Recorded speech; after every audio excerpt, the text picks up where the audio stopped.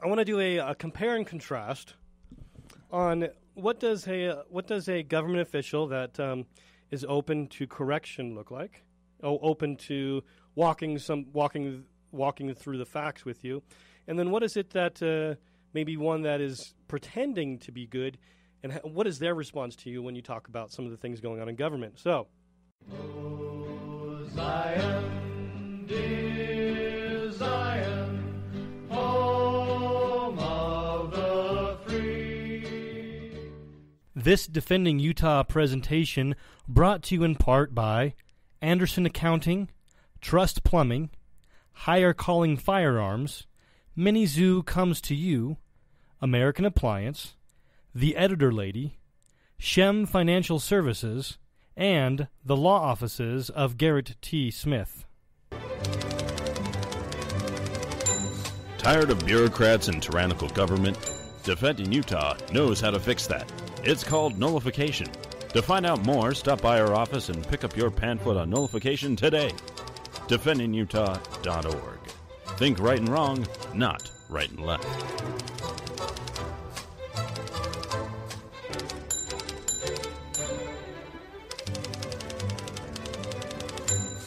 Welcome back to DefendingUtah.org radio.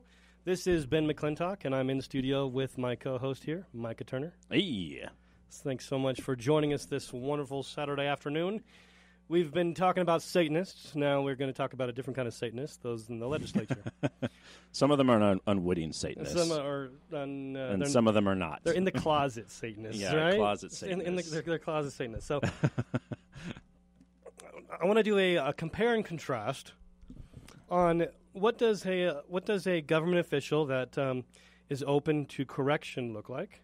Open to walking through the facts with you, and then what is it that maybe one that is pretending to be good, and what is their response to you when you talk about some of the things going on in government? So, I want to bring up in the book of in Alma, chapter 60. Captain Moroni is dealing with a lot of these people in government and what they're trying to do to take away liberty. And so he writes a letter to basically a guy in government, right? Yeah. And he calls him out. He says, "Now behold, we desire to know the cause of this exceedingly great neglect. Yea, we desire to know the cause of your thoughtless state. Can you think to sit upon your thrones in a state of thoughtless stupor while your enemies are spreading the work of death around you?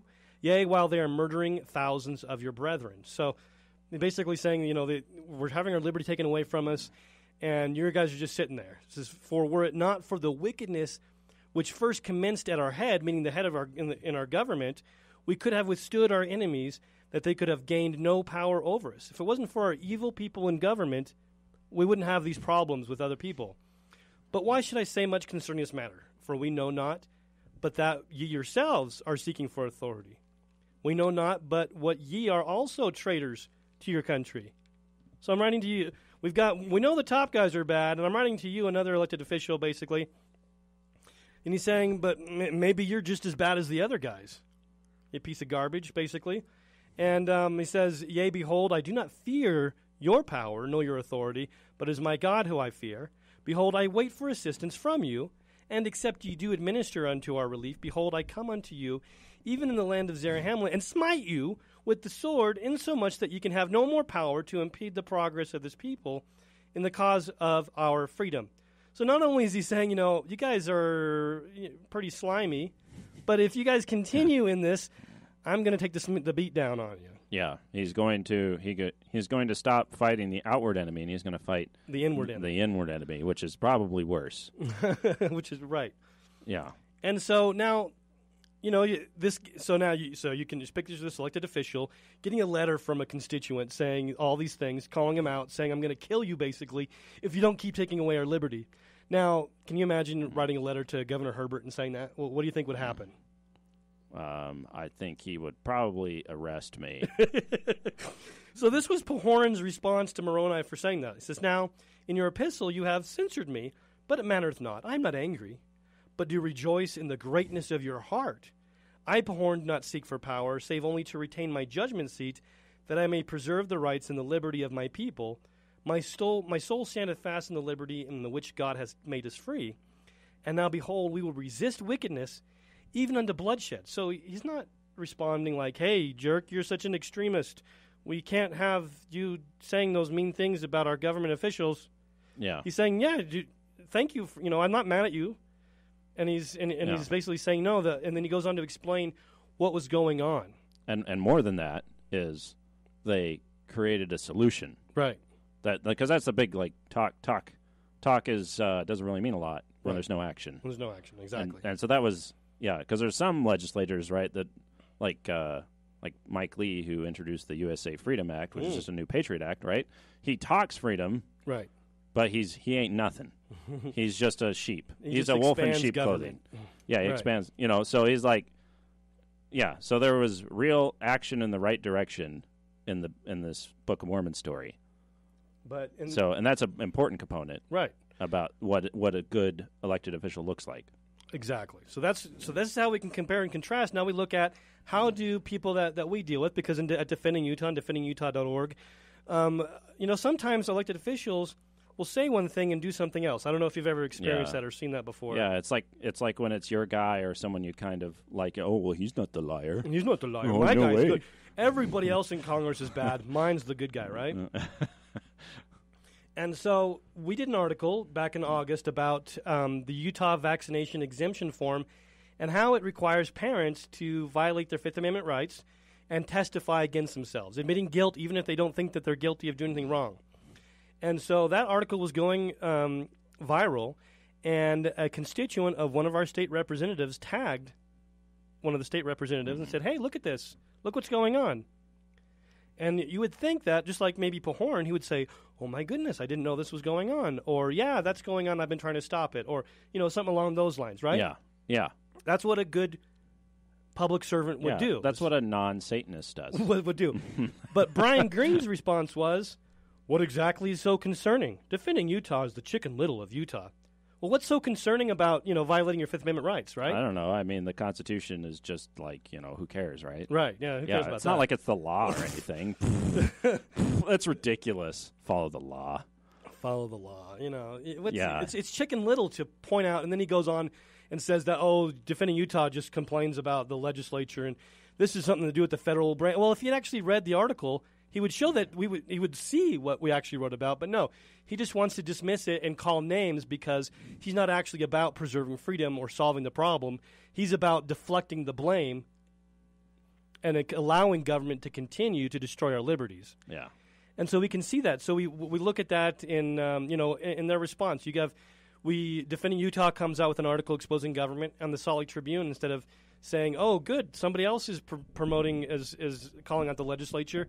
No, they say that the legislature needs to get Defending in Utah in line, otherwise things are going to get violent.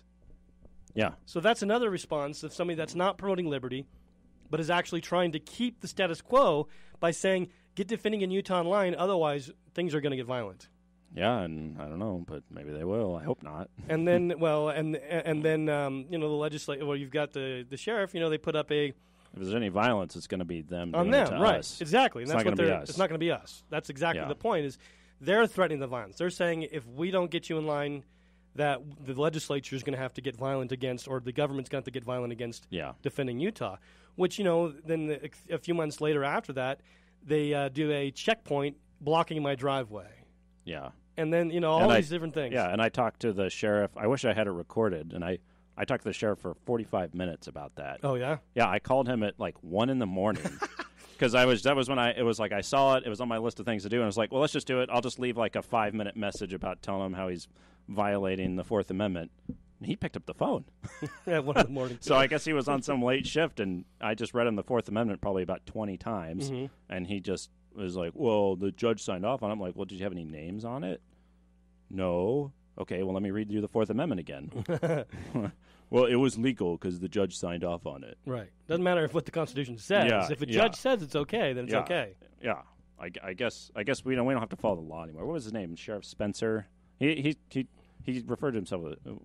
He said call him Spencer, his first name. I don't He must have been a deputy because the sheriff in Utah County is Jim Tracy. Jim Tracy. Okay. Yeah. So I wasn't. Okay. I called deputy or something. I just looked up. You put the phone number on. I called it. Okay. Yeah. Okay. So it was a deputy. I don't know. Okay, I'm sorry. I'm okay. sidetracking. I'm sorry. Carry on. But that's exactly the point. Is instead of saying, "Oh my goodness, you're right," they just attack. Yeah. They don't care. And so as you look at your legislature and you think, "Oh, my guy's the good. Mine's the one good guy out there." I think that's a good test, is to say, show them what is something corrupt going on in government, and do they respond with name calling or with deflection, or do they say, "Oh my goodness, we've got to do something about this. Oh, you're right. I'm trying to solve that. Can you help me solve that?" Yeah. And so that's the key. And so we can see that, Brian Green has a reputation of being pro-liberty because of what he says.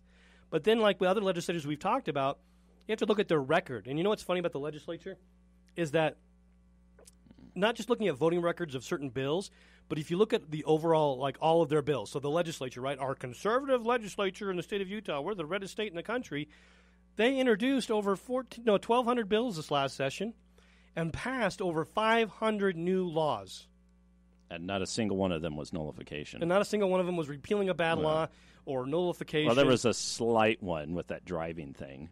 But Which one? Remember where they got rid of the safety? Oh, that was baloney because Yeah. they said actually what it does is increase the police state. Yeah, because it And goes. so it was just a total complete bait and switch. Yeah, so it was like a sort of nullification for sinister intents. Right. It was a nullification masquerade, pretending to be one thing but doing something else. One of the things that bugs me about these guys is sometimes they'll be like, "Oh, I'm doing something," and I'm sure you're going to get to this. Right. But they do something else. It's like they lie and they're lie. There's like multiple layers of lies. Like, "Oh, that's so awesome. Let's no," and then what does he do? He does nothing, or he does the bait and switch. Right. It's just like it's so aggravating because they fool so many people. Well, and you look at their voting records. I was talking about earlier about a lot of different organizations give scores on 5 or 10 key bills, but you look at the overall okay, these are the 500 bills that passed. Okay, now you look at the most extreme left wing guy and the most extreme right wing guy. Okay, so you got on the left, you got over here, you've got totalitarian liberal, and you got over here libertarian Republican, and you would think, they might vote maybe, 10% of the time together, right? Because but no, Ronald Reagan said that if somebody votes with me 80% of the time, they're not my 20% enemy, they're my 80% friend. Yeah. And so the legislature, the most extreme on the left and right, they vote together no less than 80% of the time. Not that Reagan was a good guy. No, but that's an example. It's showing that even the most extreme legislators are actually good friends with each other. They vote together 80% of the time. That's the most extreme separation. Most of them vote together in the 90% of the time. So you've got you just think of your most who do you think's the most conservative in the legislature, right? You've got your Brian Greens or your Jacob Andereggs, who you think are conservative, and on the left you've got Jim Debakis, who would be considered an extreme leftist. Well, they vote together 80-90% of the time together, and so they're not that separate. Utah, we think of ourselves as being conservative, but we're actually very, very liberal. The state government increases taxes, increases regulations every single year. Yeah. And we're going to get into that actually when we get back from the break in the next segment, talking about how financially secure are we as a state? Are we actually, we are such, one of the most financially prosperous states in the country, and we're so well managed and all these kind of things. We'll be talking about that when we get back from the break. But as we continue talking about legislators and how to tell them apart, we can test them and see, are they really about solving problems, or are they about passing the buck and saying, no, we can't do that? And anybody that tries to say that is he's an anarchist or an extremist or anything along those lines. Yeah, they're very good people at lying. And so it's as we learn about these things, it's important that we apply them and we hold our elected officials accountable, because we can see this over and over again of their rhetoric versus their actual actions. What do you think about that? The words versus actions, Micah. It's a big deal. And I think big problem with this is people don't want to call our legislature or really get involved because they go, well, he's not going to do anything. But when they have a lot of pressure, even if they don't do anything, what you do is you make them look like a butthole. And that's really important. Mm-hmm. It's really important because people are going to realize, oh, he's not a good guy. Right. It'll become obvious. Mike Lee passed the Patriot Act over again, the most hateful liberty bill in a long time. Right. So it's really important. You can actually get bad guys to do the right thing when you That's put true. pressure on them. That's true. It's not very likely, but it happens. Well, I mean, because not enough people put Yeah. the pressure. But when we get enough pressure on them, you actually Yeah. get bad people to do good things. Yeah. And we've seen that, just like with this example with the vaccine bill, was that they were trying to poo-poo the whole thing, but enough people heard about what was actually going on and forced the legislature. Now they have this session committee hearing where they're actually forced the health department to take off the incriminating language off of the form. And then, of course, the Salt Lake Tribune, when did they come out with an article yesterday saying that we need to force parents to testify against themselves?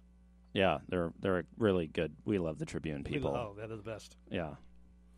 And so when we get back from the break, this is Defending Utah Radio on K-Talk AM 1640. I am Ben McClintock with Micah Turner. Hey. And when we get back from the break, we'll be talking more about what's going on in the legislature. We've got a balanced budget requirement in our state constitution.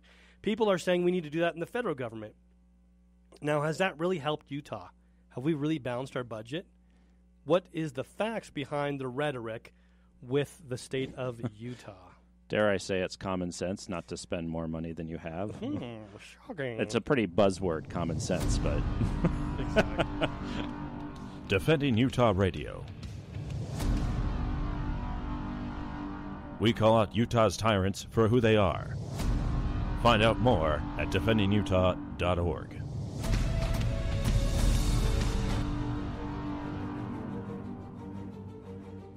This Defending Utah presentation was brought to you in part by Anderson Accounting, when you care enough to pay the very least. AndersonAccounting.com. Trust Plumbing, 801-808-5470. Higher Calling Firearms, HigherCallingFirearms.com. Mini Zoo comes to you, 801-414-5279. American Appliance at AmericanApplianceHVAC.com. And The Editor Lady, TheEditorLady at gmail.com. Shem Financial Services, 801-856-6151. And the Law Office of Garrett T. Smith, 801-477-1570. Make sure and subscribe to Defending Utah Radio on iTunes, Spreaker, iHeartRadio, and YouTube.